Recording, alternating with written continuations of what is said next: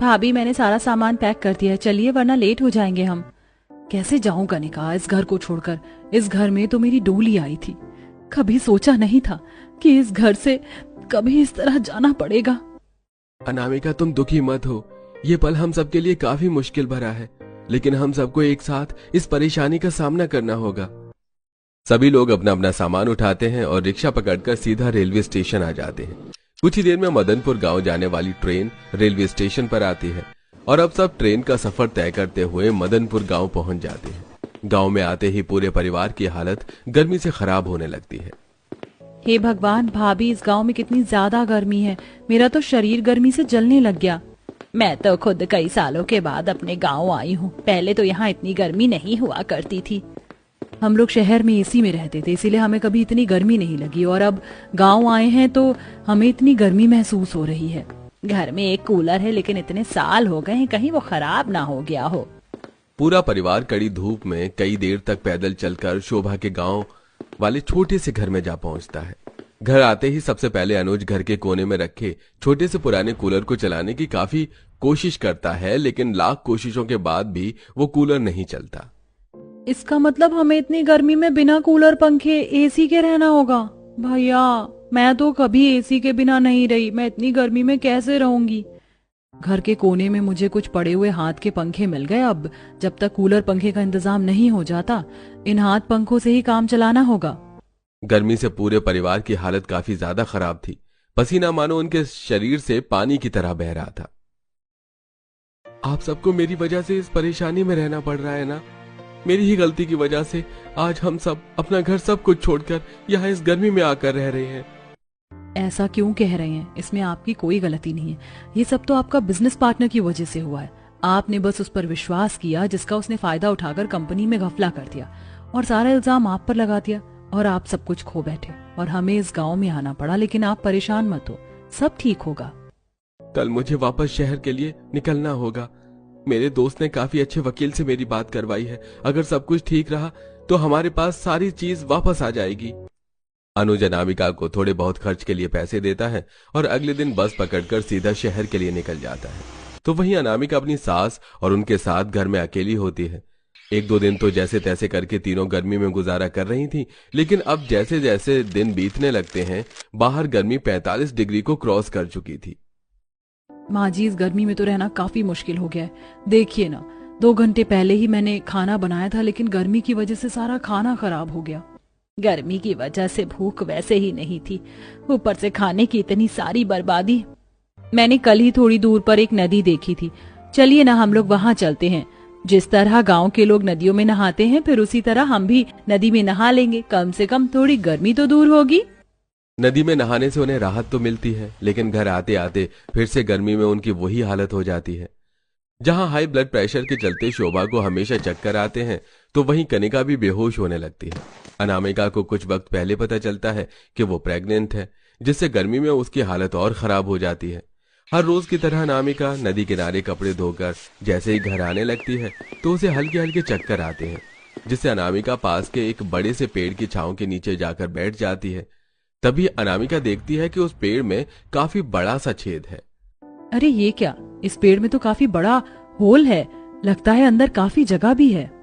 अनामिका जब उस पेड़ के अंदर जाती है तो देखती है कि वो पेड़ का छेद अंदर से काफी ज्यादा बड़ा है, जिसमें अनामिका आराम से बैठ जाती है। ये जगह तो अंदर से काफी ज्यादा बड़ी है और कितनी ज्यादा ठंडक भी है यहाँ तो। मुझे बिल्कुल भी गर्मी नहीं लग रही। उस ठंडक में अनामिका कुछ देर के लिए सो जाती है। शाम होने के बाद अनामिका की आंख खुलती है और वो जल्दी से कपड़े लेकर घर पहुंचती है। अपनी सास और नंद के पूछने पर अनामिका उन्हें सारी बात बताती है। भाभी, क्या सच में ऐसी जगह है? वहाँ काफी ठंडक है, फिर तो वहाँ बिल्कुल गर्मी नहीं लगती होगी ना? हाँ कनिका, वहाँ ज्यादा गर्मी नहीं लगती, इसीलिए तो मेरी आंख लग गई थी और सीधा शाम को खुली। कल आप दोनों को वहाँ लेकर चलूंगी। अनामिका अपनी सास और नंद को भी अगले दिन वहीं ले जाती है, और जब कनिका और शोभा उस पेड़ के अंदर जाती हैं, इसमें आराम से 2-3 लोग बैठ सकते हैं और यहाँ काफी ठंडक भी है। मैं तो कह रही हूँ कि हम लोग उस घर को छोड़कर यहीं रह लेते हैं। बाहर 50 डिग्री में हालत मरने जैसी हो गई थी, लेकिन यहाँ ऐसा नहीं है। मैं भी कुछ ऐसा ही सोच रही थी, लेकिन पहले इस जगह को हमें रहने लायक बनाना होगा। अनामिका अपनी नंद के साथ मिलकर उस पेड़ के अंदर मिट्टी से अच्छे से लिपाई कर देती है और जमीन पर चादर वगैरह भी बिछा देती है, जिससे अब वो लोग आराम से रह पाते हैं। लेकिन बढ़ती गर्मी की वजह से अब कहीं न कहीं उन्हें उस पेड़ के अंदर भी हल्की हल्की गर्मी लगी थी। भाभी, यहाँ पहले जितनी ठंडक नहीं रही, गर्मी ने इस जगह को भी गर्म कर दिया। काश जिस तरीके से इस पेड़ के अंदर हमने रहने के लिए जगह बना ली, ठीक उसी तरह एक एसी भी बना लेते तो कितना अच्छा होता ना। लेकिन ये तो पॉसिबल ही नहीं है। असली एसी तो नहीं, लेकिन हम जुगाड़ से जरूर एसी बना सकते हैं। तुम्हें तो पता है कि मैंने हार्डवेयर का कोर्स किया है, तो मैंने ऐसी कई तरह की चीज सीखी थी। भाभी, आप सच कह रही हैं? इसका मतलब आप जुगाड़ू तरीके से एसी भी बना सकते हैं? हाँ, क्यों नहीं, थोड़ा टाइम लगेगा, लेकिन ये चीज भी पॉसिबल है। अनामिका अब काफी सोचती है और उसे एसी बनाने का एक जुगाड़ आ जाता है और वो जल्दी से सबसे पहले अपनी नंद के साथ जाकर एक मटका लेती है। ये क्या भाभी, आप एसी बनाने के लिए मटका ले रही हैं? अब क्या मटके से एसी बनाएंगे? हाँ कनिका, कुछ ऐसा ही समझ लो। मटका लेकर अनामिका एक कबाड़ी की दुकान पर जाती है, जहां उसे कुछ लोहे की पत्ती और तार वगैरह भी मिल जाती है। ये सब अनामिका ले ही रही होती है कि तभी उसकी नजर कबाड़ी की दुकान के कोने में पड़े कुछ सोलर पैनल के टुकड़ों पर जाती है, जिसे देख अनामिका काफी हैरान होती है। ये तो सोलर पैनल है, लेकिन ये आपके पास क्या कर रहा है? अरे ये तो गांव में किसी ने मंगाया था, लेकिन उसे उसका इस्तेमाल करना नहीं आया, तो उसने मुझे ये बेच दिया। आपको चाहिए हो तो ले जाओ, मेरे लिए तो ये कबाड़ा ही है, पता नहीं क्या चीज है ये। अनामिका ज्यादा देरी न करते हुए उस कबाड़ी वाले से सोलर पैनल भी काफी सस्ते दामों में ले लेती है और अब सीधा घर जाकर सबसे पहले उस मटके में हवा पास होने के लिए एक बड़ा सा छेद करती है और साथ ही उन लोहे की पत्तियों को आपस में जोड़कर उनसे एक छोटा सा पंखा बनाकर उस मटके की मुंह के ऊपर लगा देती है। भाभी, सच में आप एसी बना पाएंगी ना? ये सब देखकर तो मुझे अब डाउट हो रहा है। कनिका, तुम बस देखती जाओ कि मैं कैसे इस मटके से एसी बनाती हूँ। अनामिका अब उस मटके और बाकी सामान को लेकर वापस उस पेड़ के पास आ जाती है और पेड़ के ऊपर उन सोलर पैनल को अच्छे से लगा देती है और उस तार को कनेक्ट करके मटके के ऊपर लगे पंखे से अच्छे से कनेक्ट कर देती है, जिससे धूप पड़ने की वजह से जब सोलर पैनल गर्म होकर चार्ज हो जाता है तो वो पंखा चलने लगता है, जिससे अब मटके में किए हुए हवा के छेद से अब हवा आने लगती है। वाह भाभी, इसमें तो सच में से हवा आ रही है, लेकिन ये हवा तो ज्यादा ठंडी नहीं है, नॉर्मल है, जैसे एसी की हवा होती है वैसी नहीं है। इसमें अभी एक चीज की कमी है, इसलिए। अनामिका दुकान से ढेर सारी बर्फ लाकर उस मटके के अंदर डाल देती है, जिससे देखते ही देखते अब अनामिका का जुगाड़ से तैयार किया हुआ मटका एसी तैयार हो जाता है और अब उस मटके एसी को अनामिका उस पेड़ के अंदर अच्छे से लगा देती है और पूरा परिवार नदी किनारे पेड़ घर के अंदर एसी की ठंडी हवा में आराम करता है। वाह अनामिका बहू, तूने तो सच में कमाल कर दिया। पेड़ के अंदर ही एसी बना दिया, वो भी असली एसी जैसी हवा देने वाला। हाँ भाभी, अब सच में गर्मी से काफी राहत मिली है। ऊपर से नदी भी यहीं सामने है, तो अब तो कड़ी धूप में नदी किनारे भी किसी काम के लिए जाना नहीं पड़ेगा। आराम से सारे काम कर सकते हैं हम। शोभा और कनिका अनामिका की काफी ज्यादा तारीफ करती हैं, जिसके बाद अब पूरा परिवार नदी किनारे अपने पेड़ के घर के अंदर एसी में आराम से गुजारा करता है। कुछ दिनों में अनुज भी शहर से वापस आ जाता है और साथ में खुशखबरी लाता है और अब पूरा परिवार वापस शहर जाकर पहले की तरह रहने लगता है। भाभी, ये सब क्या है? अब हम उस गर्मी और गांव में थोड़ी ना हैं, जो अब आप ये मटका एसी बना रही हैं। अब इसकी हमें क्या जरूरत? उस गर्मी में रहकर मैंने जाना है कि ऐसे कितने गरीब लोग हैं जो उस गर्मी में तड़प तड़प के मरते हैं। उनके पास इतने पैसे भी नहीं होते कि वो एसी खरीद सके। इसीलिए मैं उन लोगों को कम से कम दामों में ये मटके एसी बेचूंगी, जिससे अब गरीब लोग भी गर्मी से राहत पा सकेंगे। वाह भाभी, आप तो काफी अच्छा काम कर रही हो। मैं भी इसमें आपकी मदद करूंगी। अब दोनों नंद भाभी मिलकर अपना मटका एसी का बिजनेस शुरू करते हैं और गरीब लोगों की मदद करते हुए उन्हें काफी कम दामों में मटका एसी बेचती हैं, जिससे अब गरीब से गरीब भी आसानी से इस गर्मी में ठंडी हवा ले पाए। डेट पर समझ नहीं आ रहा। 1 घंटे में अरुण मुझे पिक करने आ जाएगा। अब मैं क्या करूं? मालकिन, ये लीजिए आपका जूस। अच्छा वो विनोद, तुम आगे मेरी मदद करो ना। मुझे समझ नहीं आ रहा कि मैं क्या पहनूं। इतनी सारी ड्रेस ने ना कंफ्यूज कर दिया है मुझे। मालकिन, आप पर तो हर रंग खिलता है, आप कुछ भी पहन लीजिए। विनोद, कितनी बार कहा है तुम मुझे मालकिन मत बोला करो। भले ही तुम मेरे घर में काम करते हो, लेकिन तुम बचपन से यहाँ हो। हम बचपन से एक दूसरे के साथ कितना खेलते थे। मैं तुम्हारी दोस्त हूँ, समझे? अब बताओ क्या पहनूं? आप ये पीला वाला पहन लीजिए। सही कहा तुमने। लेकिन मुझे तो पार्लर भी जाना है विनोद, मैं आधे घंटे में पार्लर से आ रही हूँ। अगर अरुण आ जाए तो उसे नीचे वेट करने के लिए बोलना। विनोद तारा को जाता देख बस मुस्कुराते रहता है। विनोद भले ही बचपन से तारा के सालिशान घर में नौकर का काम कर रहा था, लेकिन कहीं ना कहीं वो तारा को पसंद भी करता था। लेकिन अपनी हैसियत के चलते ये बात आज तक विनोद तारा से कह नहीं पाया। ओ नो, अरुण की गाड़ी, लगता है अरुण घर आ गया। तारा जैसे ही अपने कमरे में जाती है तो देखती है कि उसका बॉयफ्रेंड अरुण उसके ही कमरे में बैठ अपने दोस्त आकृति के साथ काफी ज्यादा क्लोज है। ये देख। तुम क्या कर रहे हो मेरे कमरे में बैठकर किसी लड़की के साथ? छी, तुम्हें शर्म नहीं आई?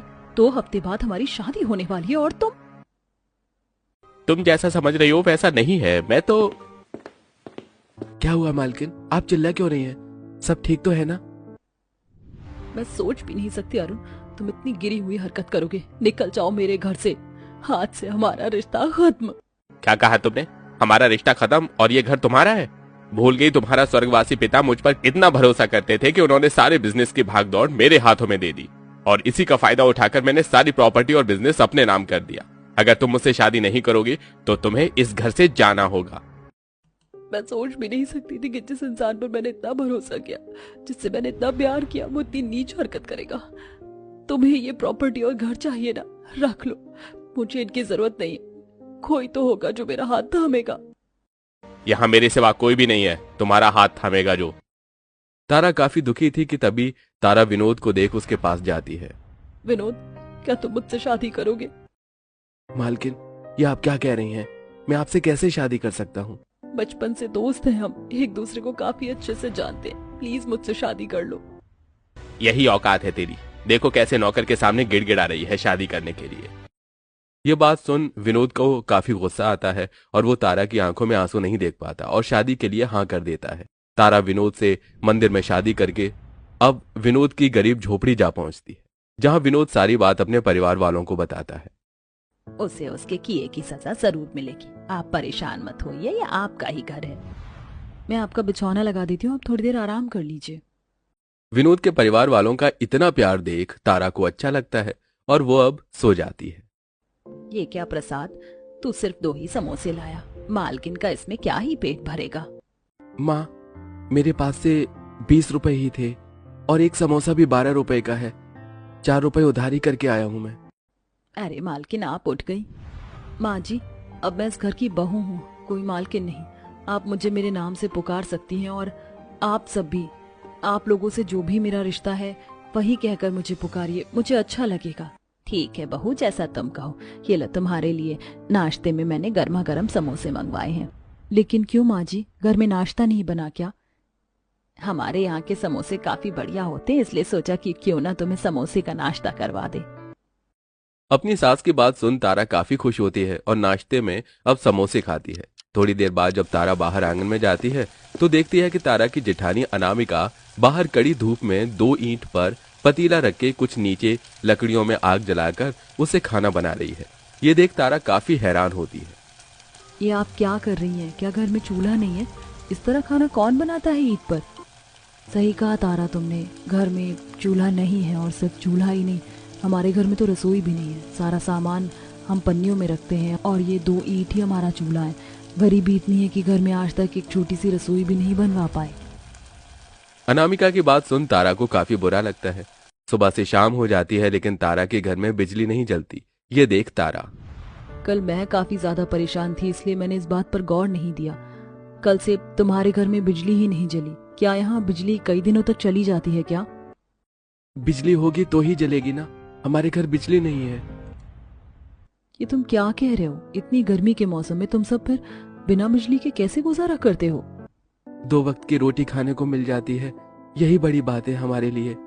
अब तो हमने बिना सहूलियत की चीज के गुजारा करना सीख लिया है। पहले बिन रसोई और अब बिना बिजली का ससुराल देख तारा को काफी अजीब लगता है। कुछ दिनों में तारा भी घर के काम करना शुरू कर देती है। वहीं बिना बिजली के तारा को अपने ससुराल में काफी परेशानी होती है। यहाँ कितनी ज्यादा गर्मी है, ऊपर से ये पसीना भी आना बंद ही नहीं हो रहा है। मैं कैसे इस गर्मी में सर्वाइव करूंगी? ईंट के टुकड़ों पर कोई खाना कैसे बना सकता है? मसाले रखने के लिए डब्बे तक नहीं है, ऊपर से बैठे बैठे मेरी तो कमर ही दुख गई है। कोई बात नहीं भाभी, आपको इन चीजों की आदत नहीं है ना, धीरे धीरे आप सीख जाओगे। आप हट जाइए, मैं खाना बना लेती हूँ। बिना बिजली और रसोई के तारा को हर एक मिनट में परेशानी हो रही थी। तो वहीं अपने ससुराल वालों को इतनी परेशानी में भी इस तरह रहता देख तारा को उनके लिए भी काफी बुरा लगता है।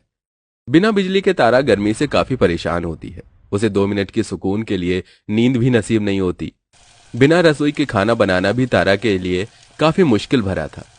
शाम का वक्त होता है। तारा सब्जी लेकर घर लौट रही थी कि तभी तारा को एक लकड़हारे की दुकान दिखती है जिसमें बड़ी बड़ी लकड़ी की टेबल होती हैं। जिसे देख इन लकड़ी के टेबल को देखकर बढ़िया जुगाड़ आया है मेरे दिमाग में। अब तो मेरे ससुराल में रसोई बनकर ही रहेगी। तारा घर जाती है और अपने पति विनोद से कुछ बड़े बड़े लकड़ियों के टुकड़े मंगवाती है। लेकिन तारा, तुमने इतनी सारी लकड़ियों के टुकड़े मंगवाए क्यों हैं? करना क्या है इनका? अरे तुम बस देखते जाओ, अब जल्दी से हथौड़ी और कील भी ले आओ, हमें काफी काम करना है। तारा उन लकड़ी के टुकड़ों की मदद से अपने साथ लाती है। सबसे पहले एक बड़ी सी टेबल बनाती है। तो वहीं अगले दिन कबाड़ी की दुकान पर जाकर वहां से छोटे छोटे प्लास्टिक के डिब्बे 2 रुपए किलो भाव में ले लेती है। किताब भी तारा की नजर कुछ लोहे के टीन के डिब्बों पर जाती है। भैया, ये टीन के डब्बे कैसे दिए? इनका भी काफी जुगाड़ हो सकता है। तारा घर आकर उस लकड़ी की टेबल को घर के कोने में लगा देती है। तो वहीं छोटे छोटे उन प्लास्टिक के डिब्बे में मसाले भर देती है और साथ ही उन लोहे के टीन को आपस में जोड़कर उसके निचले हिस्से में भी एक टीन लगा देती है और उसमें ढेर सारी लकड़ियां डालकर जला देती है। और देखते ही देखते अब तारा की बिन रसोई वाले ससुराल में भी एक रसोई बन जाती है। अरे वाह तारा, तुमने तो कमाल कर दिया, काफी बढ़िया रसोई बनाई है तुमने। हाँ भाभी, अब हमें बैठकर खाना बनाने की भी कोई जरूरत नहीं है, खड़े खड़े हम आराम से खाना बना सकते हैं। तारा ने जुगाड़ करके रसोई तो बना ली थी, लेकिन अभी तक तारा के ससुराल वालों को गर्मी से छुटकारा नहीं मिला था। तारा पास के ही बाजार में राशन लेने जा रही होती है कि तभी तारा को रास्ते में उसकी सहेली सेजल मिलती है। दोनों सहेलियां मिलकर काफी खुश होती हैं और अब तारा सेजल को अपने ऊपर बीती सारी बात बताती है। तारा तू फिक्र मत कर, सब ठीक होगा। जानती हूँ, वैसे तो आजकल क्या कर रही है? हमने कुछ टाइम पहले ही सोलर पैनल का काम शुरू किया है। क्या सोलर पैनल? सेजल, क्या तुम मुझे 2 सोलर पैनल दे सकती है? जब मेरे पास पैसे आ जाएंगे तो मैं तुझे दे दूंगी। हमारी दोस्ती में पैसे कहाँ से आए? तुझे किसी भी चीज की जरूरत हो तो तू मुझे बता सकती है, मैं कल ही तेरे घर सोलर पैनल भिजवा दूंगी। दिन ही सेजल तारा के ससुराल 2 सोलर पैनल भिजवा देती है। किसी को भी समझ नहीं आता कि यह क्या चीज है। तो वहीं तारा विनोद की मदद से छत पर सोलर पैनल फिक्स करवा देती है और कुछ वायर को घर के अंदर कनेक्ट करवा देती है, जिससे अब जैसे ही सोलर पैनल पर धूप की किरणें पड़ती हैं तो सोलर पैनल चार्ज होने लगता है और उन तारों की मदद से घर में सालों से बंद बिजली और पंखे चलने लगते हैं। ये देख, मुझे लगा नहीं था कि हमारे घर में भी कभी बिजली आ सकती है। तुम तो सही मायने में लक्ष्मी निकली बहू। पहले रसोई और अब ये बिजली। तुम्हारा बहुत बहुत शुक्रिया बहू। शुक्रिया कैसा? मैं अपने परिवार के लिए क्या इतना भी नहीं कर सकती? घर में बिजली आने की खुशी में तारा आज सबके लिए कुछ मीठा बनाती है। सबसे पहले कुछ ब्रेड के टुकड़ों को कढ़ाई में डाल तारा उस पर थोड़ा डाल देती है और साथ ही रंग के लिए हल्की सी हल्दी का इस्तेमाल करती है।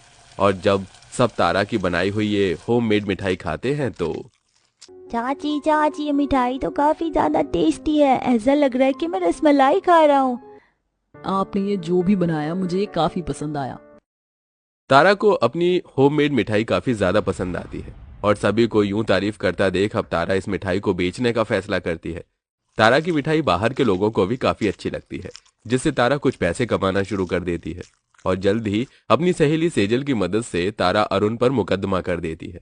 एक अच्छे लॉयर की मदद से कानून के सामने और अरुण की सच्चाई आ जाती है कि किस तरह उसने नकली पेपर बनवा कर तारा की सारी प्रॉपर्टी को हड़पा, जिसके चलते अब अरुण को जेल तो होती ही है, तो वहीं तारा को उसकी सारी प्रॉपर्टी भी वापस मिल जाती है। मैंने कहा था ना कि तुम एक दिन बहुत पछताओगे, और आज वही दिन है। अपना सब कुछ वापस पाकर तारा काफी ज्यादा खुश थी, जिसके बाद अब तारा अपने ससुराल वालों के साथ अपने घर आ जाती है और अब वो सभी एक साथ हंसी खुशी रहते हैं।